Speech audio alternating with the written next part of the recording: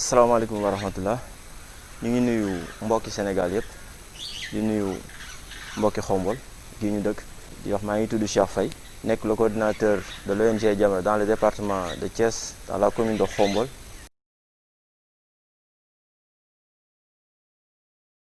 Objectif bu Jamra dinañ sawar wax ci ndax li tax ñuy sawar wax ci yàlla dafa def danoo bokk ci kuréelu Jamra te it am nañ ci doole. Objectif yi nag ni ñu ko xamee ci d'après Mame Makhtar li nga xam ne loolu la fi Latif bàyyi muy bokk na ci la défense des valeurs culturelles religieuses yi nga xam ni moom la fi mag ñi bàyyi soit ci aada soit ci culture ak dinañ def it aussi entraîne solidarité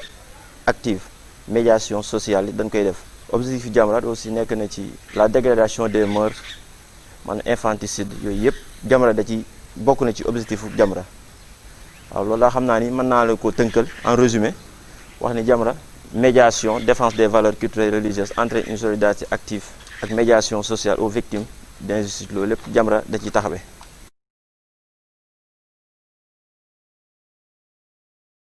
waaw Jamra bi mu existé au niveau de Xombol boo xoolee cela fait presque 1 an ndax maa ngi fàttaliku sëñ Moussa bi ñuy nekk à Saint-Louis ci ñaari rakka yi Ndar. bi ñu jógee foofu benn vidéo bu ñu defoon man ak Serigne Moussa Sène mi vidéo bu am importance ñu doon wax ci wàllu actualité ak ci wàllu doxalin li nga xam ni moom la fi suñu kilifa yu bëree bay bàyyi soit Tidiane Mouride Khadir Layen Niassène ba ci jàngu bi yooyu yëpp it ñu ci doon waxtaan. vidéo boobu nag permettre woon nañ Mame Makhtar woo ñu téléphone ñu gisante ak moom mu defal ñu procuration ça fait presque 1 an ñu taxawal cellule Jamra bu Xombol yàlla def naat ñu composé ko ak déjà am nañ 5 membres yoo xam te ñu ngi ci biir. donte man maay coordinateur mais ñun ñëpp même pied d'égalité lañ ci doxalee. cellule Jamra bu Xombol à part Jamra bi nekk Dakar cellule bi njëkk au niveau national bu Xombol la te ñoom bientôt état d'urgence suñ ko wàccee ñoom dañu déplacé wu ñëw Xombol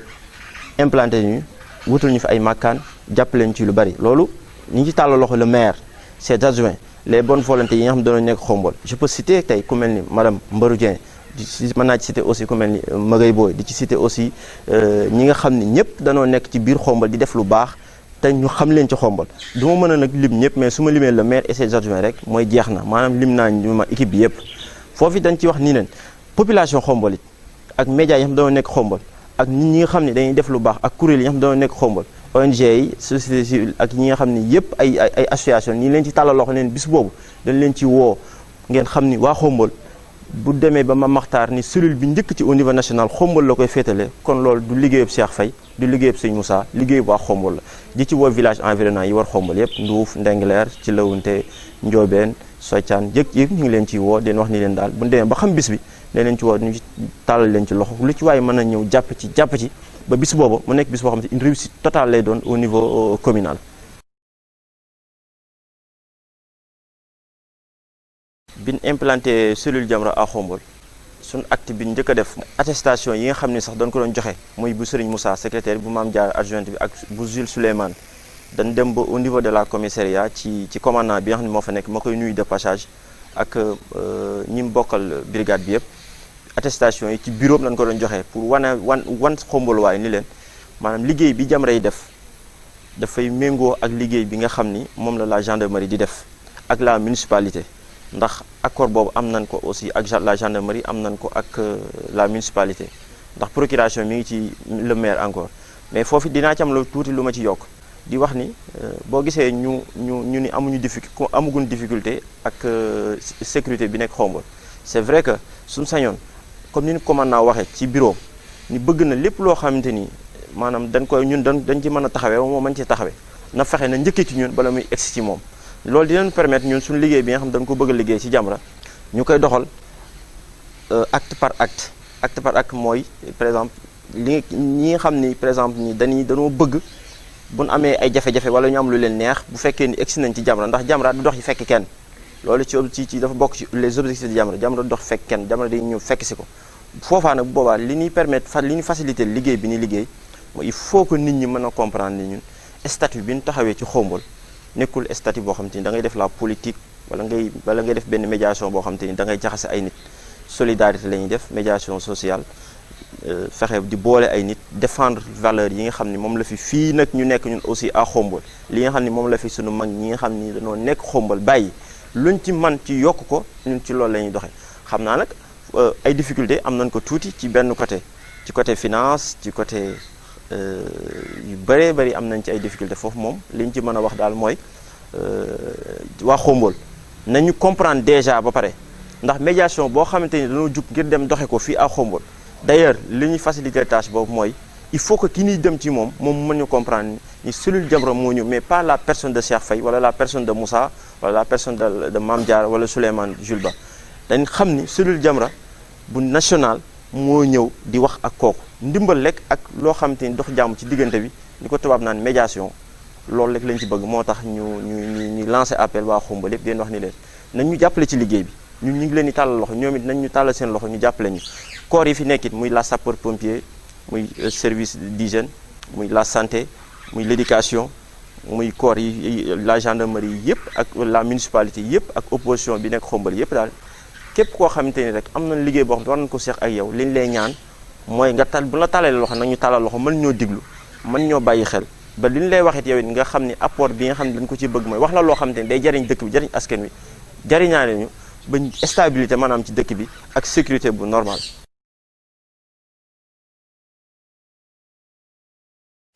bu dee foofu ci article 139 du code pénal li mu wax yàlla dimbali nañu ba ñun à Khombole ndax damay revenir aat comme ñun cellule bu Khombole la nekk te Jamra c'est national damay indiwaat directement les questions à Khombole suñu commune di wax ni article boobu li mu wax heureusement que ba fii à Khombole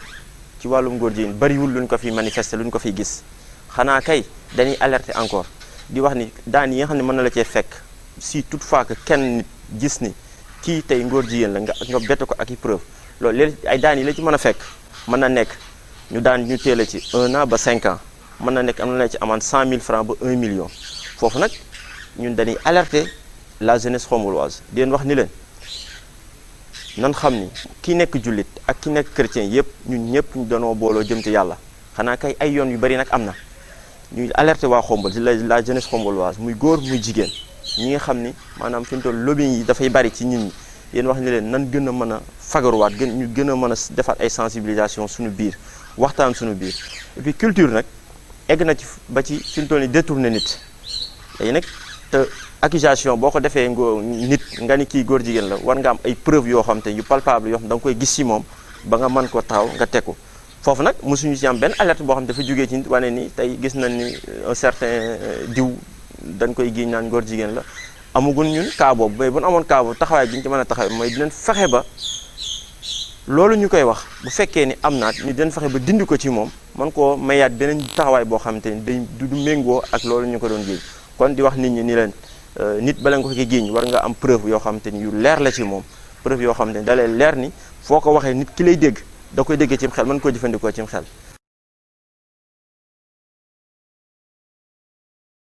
waaw bu dee foofu damay nuyu déjà de passage mais le médecin chef ak district yi ndaw ndawaan yi nga xam ne ñu ngi ci biir Khombole d'ailleurs ma ci nuyu waale un ami un frère Pape Faye bi nekk ginnaaw raay ndax moom it gis naa ni ñëw nañ ci quartier yi yëpp ñun waa cellule Jamra aussi ñun it def nañ ay sensibilisation avant ñuy def ay actes ay actions li tax may njëkk di nuyu la corps santé médical bi nga xam ne moo nekk Khombole dama gis ñu doon sensibiliser nit ñi ci lu bari ci Covid 19 bi ci raxasu ci ay matuwaay yoo xam te nit mën nañ koo jëfandikoo pour mën a moytu feebar bi takk nañ fi ay rajo déplacé nañ dem ci ni collaboré nañ ak ay cellules yu bari pour def ko mais nag ñun taxawaay bi nga xam taxawaay nañ ko bi feebar bi duggee ci biir confinement bi dama wax ak le secrétaire général Serigne Moussa Sène on s'est déplacé ñu dem ci docteur Diagne ma koy nuyu de passage moom mooy nekk fii nii nekk fi un représentant d'un parti politique bi ñu demee ci moom ñu waxtaan ak moom mu yëkkati benn certaine somme bu am doole def ko ci enveloppe yëkkati ay gel antiseptique jox ñu conseiller ñu waxtaan ak ñu ni liggéey bi dinañ ci gunge ñu jël loolu ak fond bi nga xam ne Jamra amoon na ko as tuut ñu boole loolu bi ñu cumulé loolu daal defar ay masques yi ñu defar nag ab lim la bari na xam naa ñu peut-être 200 masques yi defar nañ bi ñu ko defaree ñu ciblé ni am na ay corps yoo xam te ñu ngi fii ci biir Khombole te xam naa nit ñi dañ leen fàtte dem di leen jox ay masques te ñoom bokk nañ ci li ñiy défendre suñu sécurité muy ku ci mel ni la gendarmerie le commandant jox nañ leen ay masques maanaam danoo xam personnel bi nekk ci biir gendarmerie yëpp ñu jox leen ay masques ban fa jógee ñu dem au niveau de la mairie ñu ci nuyu Pape Touré aussi de passage parce que bi ñu ñëwee fekk na leen foofu ñoom ñëpp ñu yëkkati ay masques ay gel jox leen bi ñu jógee foofu ñu demaat ci jàngu bi ci église bi dem fekk fa personnel yi nekk foofu d'ailleurs bi ñu ñëwee yàlla def ñu ànd ceeg benn journaliste Fofana ma koy nuyu de passage mu ubbil ñu lépp yombal ñu lépp ñu mën a yëkkati ay masques jox leen ay gel waxtaan ak ñoom bi ñu jógee foofu ñu dem garage fekk fa chauffeur yi ñoom it ñu wax ñu seen difficulté ñu wax leen taxawaayu Jamra lan moo tax Jamra ñëw defar ay masques ak lan moo tax Jamra ñëw concept bi ñu ñëwee ñu expliqué wax leen ni leen taxawaay bi ñu taxawee ci xombal mooy fexe ba lépp loo xam te ni seen bëgg-bëgg la wala lu leen naqari la ñun buñ ko xamee bala muy yegg ca kaw ñun mën nañ cee doxin goo xam te ni maanaam ndimbal dina ci am ñu yëkkati ay masques jox leen heureusement que ñoom comprendre woon Jamra ni mu joxe mais Serigne Moussa Sène ci xam-xamam bu rafet mu expliqué ko d'une manière très pratique ba yàlla def chauffeur yi nekk xombal yëpp xam nañ taxawaayu Jamra ba am na ñoo xam te ni ñu bari ñu ngi waxtaan ak ñun ci loolu biñ jógee foofu ñu dem la SDE fekk fa agents yi nekk foofu ñu yëkkati ay masques jox leen def nañ aussi ay sensibilisation yoo xam te ni avant que nag ñuy defar masques yi def nañ ko Moussa le secrétaire général def na fi ay vidéo yoo xam te ni dafay ñaax nit ñi nañuy moytu lii nañuy def nii nañuy defar nii soo defee li yàlla mën naa def mu mucc ci feebar bi yooyu yëpp daal en grosso modo def nañ ko ci Covid 19 bi.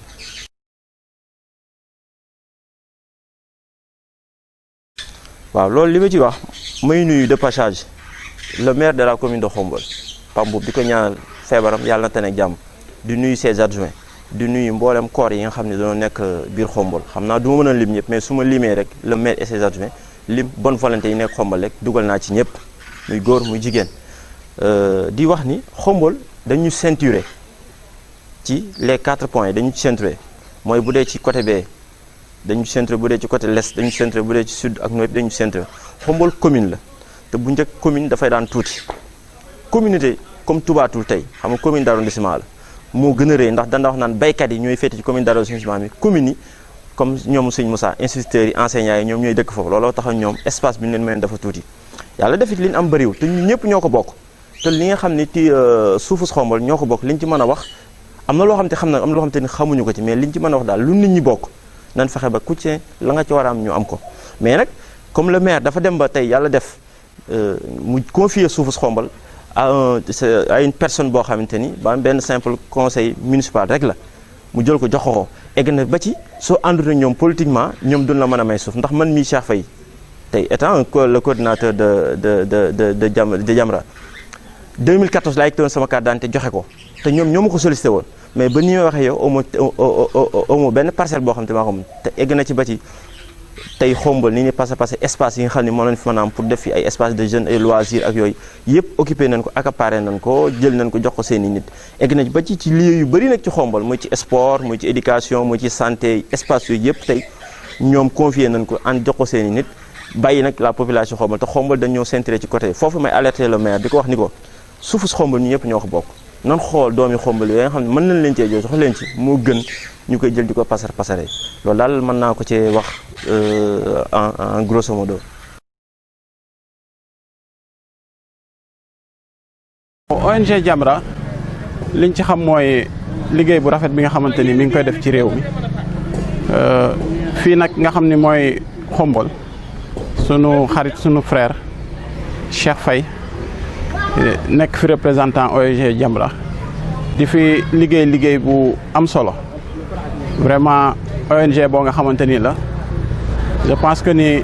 gouvernement bi war nañ leen a bàyyi xel bu baax parce que liggéey bu rafet la ñuy def ci réew mi rawatina nag Cheikh Faye mi nga xamante ni moo leen représenté Khombole yi tamit di fi def liggéey bu am solo. di feeñal mbégte bu baax ci liggéey bi nga xam ne bi ñu dalee topp Jamra ba léegi ñu ngi koy gis mu ci yëngatu di ci liggéey. ni ma ko gisee mooy ONG bu am njariñ la bu am solo pour ñun jullit yi parce que man li may xool à travers la presse Jamra l'islam rek moo ko tax a jóg doole l'islam moo ko tax a jóg kon nag kooku dañ ko war a jàppale parce que ñun amuñu lu dul suñu diine ji amuñu lu dul l'islam ku koy jàppale dañ ko war a jàppale. di fàttali sama bopp rek di leen fàtte di dénk sama bopp di leen dénk ñu gën a góorgóorluwaat bu baax ci ragal yàlla bàyyiloo xel itam mbokk yi li nga xam ne Jamra bokk na ci li muy xeex muy lu mel ni film yi nga xam ne dañ koy génn ci suñu télévision te mu nekk loo xam ne dafay yàq suñu njaboot ndax télévision ci biir kër mi ngi mel ni wàng bu nekk ci gerte dina naan diw ga ba mu jeex kon noonu la télé bi di def ci suñu njaboot te xaj na njaboot gi ñooy suñu yaakaar yi ëllëg su ngeen yeewoo te ñor te bëgg a dund seen diine daanan la wax ne la yonent bi sallallahu alayhi wasallam nee na bu fekk doom amee fukki at ngeen tàggoo tëdduwaay nga dem tëddi fa neen bu leen bokkati nekk lam ca jublu woon booñ mu bañ a xam benn secret bu am ci diggante góor ak jigéen léegi nag suñuy doom ñu ngi leen koy jàngal ci film yooyu nga xam ne moom la ñuy dawal ci télévision yi ñun ñëpp ñu waroon a àgg ci niveau boo xam ne dañ ciy jàppale Jamra ci xeex ko te mooy kenn ku ci nekk sa biir kër nga taxaw fexe ba xam film yi ban heure la fay daw bu mënul a ñàkk yow nga yor sa commande télévision jéem cee yar seen njaboot ba ñu woon ko ginnaaw kon ñu ngi leen di soññ yéen ñëpp ci xeex boobu muy xeex ci yu mel noonu ñun jullit yëpp ñu maase jàppale ko ci loolu ndax itam loolu mooy dañu war nun ñëpp lépp loo gis muy lu bon nga reeteet ko loolu la ñu islam sant loolu mooy ta'muruna bil ma'ruf wa tanhawna 'anil munkar lu ñu gis muy lu ñaaw nan ko reeteet gis nañ ko muy reeteet lu jëm ci borom ñaari tur yi ak yeneen biñ ko dalee topp ba léegi kon nañu fexee góorgóorlu ñun ñëpp xam ne ñoo bokk ak moom jubluwaay bi mooy fexe ba mbaax tasaaroo ci àdduna mbon jóge fi loolu mooy li am solo ñu yar ci suñu bopp yar ci suñu njaboot. Cheikh Faye xale Xombol la ma xam si moom xale bu yaru bu baax am taalibe bu am diine. avant muy dugg Jamra sax dañ ko xamee woon ci bépp taxawaay boo nga xamante ni taxawaayu diine la vraiment mu ci doon liggéey bu am solo doon fi def ay manifestation yoo nga xamante ni ci diine la jëm vraiment mu nekk liggéey boo nga xamante ni liggéey bu am solo la parce que ñun yàlla dafa def bien vrai que Sénégal pays laïque la mais majorité bi ay musulmans lañu donc ñu nekk ci dëkk boo nga xamante ni gis nañ fi ay jafe-jafe yoo nga xamante ni mi ngi am ñoom waa ONG Jamra di ko xeex lépp loo nga xamante ni li naxasal diine ji la ñu ci taxaw di ci dox ay jéego yu am solo donc Cheikh duñu mënul lu dul di koy encourager ci liggéey boobu du nekk liggéey bu yomb nag mais yaakaar naa ni nu waa Xombol gi yëpp buñ ko ci jàppalee taxaw ko lépp luñ ci séntu dina ko def incha allah. di leen ñaanal yal na leen yàlla defal jàmm liggéey bi ngeen xam ne moom ngeen sombi sam fii ci Xombol ànd kook suñu doom ji yàlla na ko ci borom bi tabaaraka wa taala may ndam ba fi mu ko bëgg a eggale yëpp ñu eggale ko fi ndax lu rëy la département bi ni mu toll ci tout tànk kon ñun ñëpp dañu mobiliser wu de jàppale ko ci objectif am objectif bi mooy lépp lu diine bañ nañ ko lu diine bëgg nañ ko wàccal saqira naa yu axirul kabir wàccal kabira naa yu ilmi shaq. waaw sama mot de la fin mooy damay ñaax la jeunesse xomboloise bu fekkee ni jeunesse Xombol dama bokk ci ndax at yi egguwul ci 40 ans may ñaax sama bopp di ñaaxaale jeunesse bi di leen wax ni leen am na ci loo xamante ni ñu ngi koy gis ci dëkk bi te suñ sañoon day dakk suñ sañoon nit dañ koy defee ci benn phase loolu ñu bàyyi ko mooy jëfandikoo yi nga xam ni jeunesse bi dañ koy jëfandikoo lu mel ni sàngara wala lu mel ni drogue soo limee loolu rek lim nga lépp foofu ma leen wax ni leen di ci wax waale le commandant de la brigade ni ko liggéey bi ñu ciy liggéey mooy képp koo xamante ni gis na ni yaa ngi koy def rek suñu mënee dem ci yow dinañ dem ci yow ñaax la pour nga bàyyi loolu parce que loolu dafa bokk ci les objectifs de Jamra di waxaat waa Xombol ni leen ñun suñu déplacé woo ñëw ci nit pour waxtaan ak moom pour médiation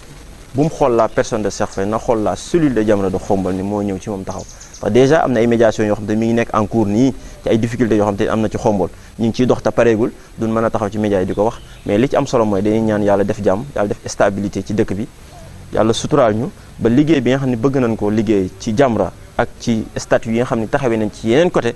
foofu dañ ci tàllal ñëpp loxo ñu jàpp leen ci di nuyu nag aussi waa Xombol mënuma wax ba pare te du ma nuyu ñaari imam yi fi nekk mooy imam Sarr bu jumaay Murit ak imam Pape Nderi Ndiaye bu jëm jàkkay Tijaan yi